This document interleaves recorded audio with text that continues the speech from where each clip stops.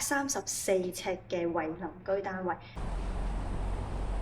惠林居嘅外形，惠林居係位於呢個舊九套嘅門口，就有66號巴士直達去呢一個沙田地鐵站。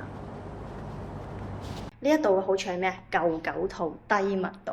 呢一度係一梯兩房，跟住你睇下個景向東嘅，望山景，望到自己屋苑有啲設施啦，兒童設施。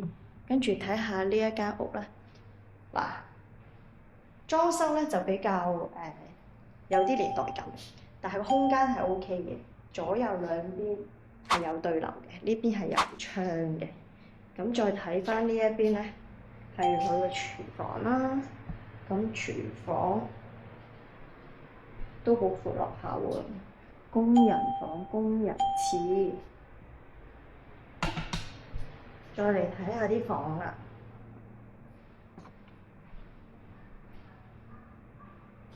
呢度走廊入去咧就係啲睡房同埋洗手間啦。洗手間呢一度咧就做咗企缸嘅。呢間係細房啦，你見到佢都擺咗幾多固定傢俬㗎。